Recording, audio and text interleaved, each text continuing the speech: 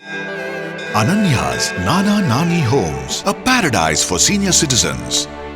முதலமைச்சர் ஸ்டாலின் சென்னை தலைமைச் செயலகத்தில் இருந்தபடி பல்வேறு துறைகளின் நலத்திட்டங்களை தொடங்கி வைப்பதுடன் பணி நியமன ஆணை விருதுகளை வழங்குகிறார். இதுகுறித்த கூடுதல் தகவல்களை செய்தியாளர் பாஸ்கர் வழங்கிட கேட்போம். முழு விவரங்கள் என்ன பாஸ்கர்? சென்னை பெருநகர காவல்துறையினுடைய பயன்பாட்டுக்கு 6,50,00,000 ரூபாய் மதிப்பிலான இன்னோவா கார் மற்றும் பிரிட்டா உள்ளிட்ட பொலிரோ ஜீப் ஆகிய வாகனங்களை கொடியேற்றி துவக்கி வைத்தார்.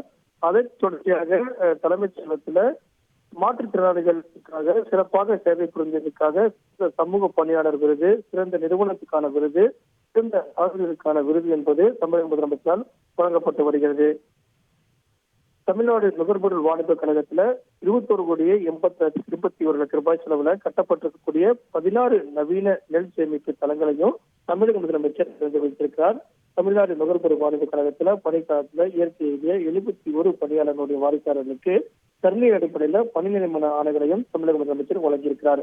அதைத் தொடர்ந்து ஒவ்வொரு துறையாக இந்த கைத்தறி மற்றும் உயர்கல்வி, அதே நேரத்துல செய்தி மக்கள் தொடர்புத்துறை, இதெல்லாம் பல்வேறு துறைகளில் பல்வேறு விதமான திட்டங்கள் என்பது தமிழக முதலமைச்சர் இன்று தொடங்கி வைக்கப்படுகிறது. அதனுடைய நேரடி காட்சியை தற்போது பார்த்து வருகிறோம். தகவல்களுக்கு நன்றி Bhaskar. Ananya's Nana Nani Homes, a paradise for senior citizens.